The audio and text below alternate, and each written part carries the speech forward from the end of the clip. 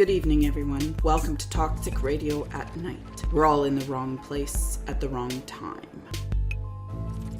Greetings from my hideout, somewhere in the rural parts of Canada.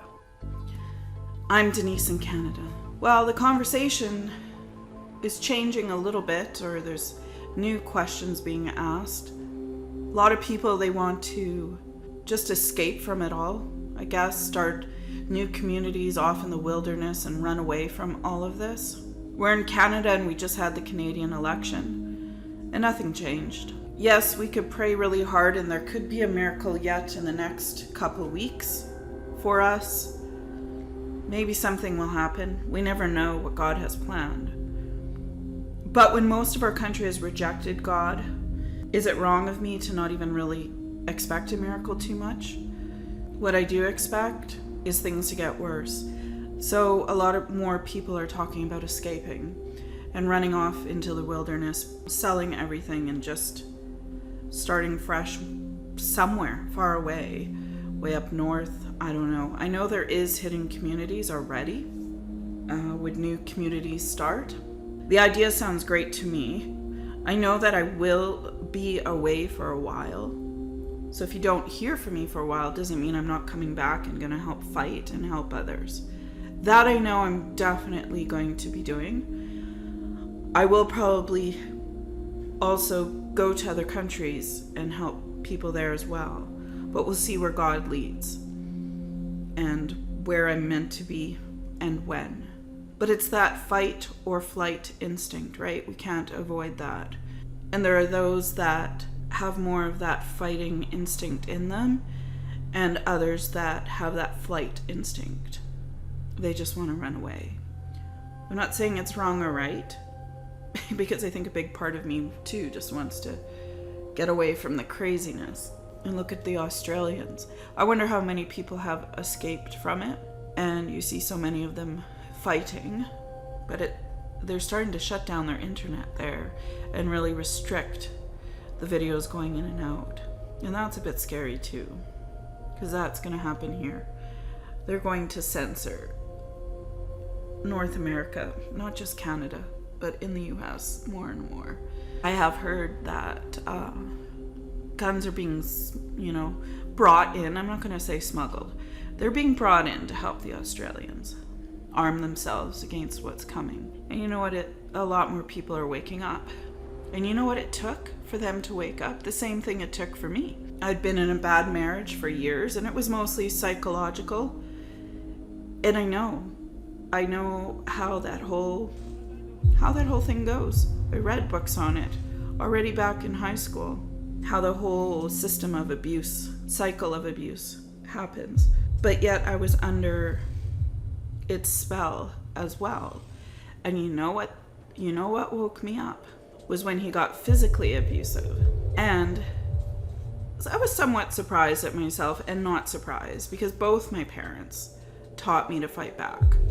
So when he threw me to the ground when I was on my deathbed with IV in my arm, and I had nurses coming to my home twice a week to care for me and change my IV and everything like that.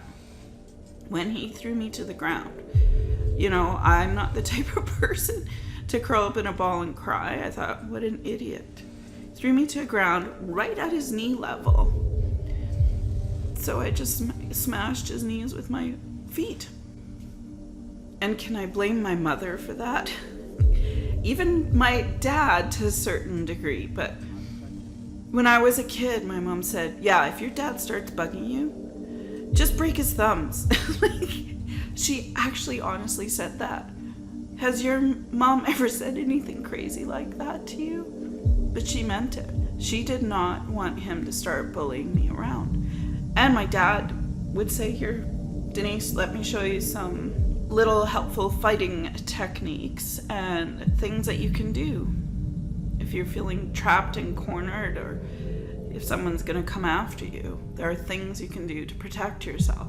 So can I blame them for teaching me to fight back and hit back?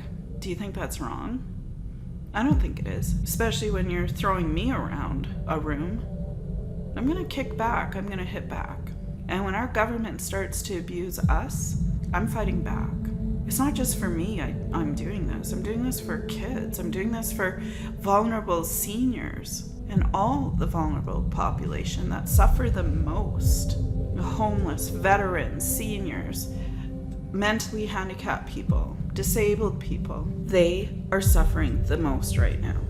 But it was that moment that all of a sudden it was like waking up and seeing everything clearly and saying, okay, this was my line in the sand. This is officially, I can say this is abusive. Trying to explain that to the community around you before that would have been difficult. You know, my sister had the same problem. And it's amazing how friends still abandon you and get upset with you because you don't do what they want you to do in your life. But I had to do what I needed to do to keep myself safe because it was going down a bad path very quickly. Now let's go over to what's happening now.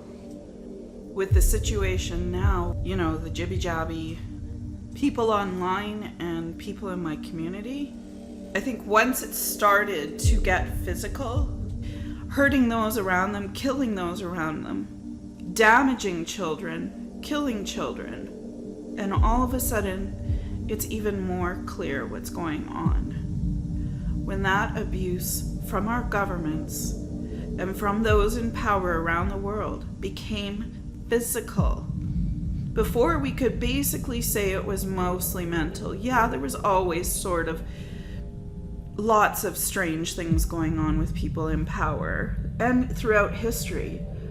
But I wonder if that's actually something to really, actual phenomenon.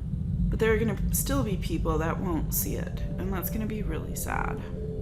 And people that turn against us for trying to help them and trying to make them see. What do you think?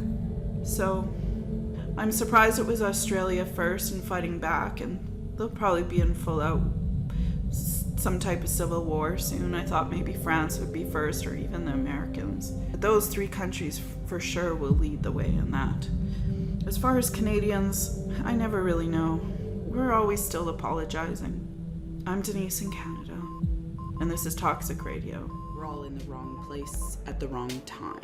I'm here to talk about all things toxic and taboo. No topic is off the table. If it's toxic to our families, toxic to our culture, toxic to our country, and toxic to our way of life, we'll talk about it. When all the others decided to go toxic left, we stood firmly right.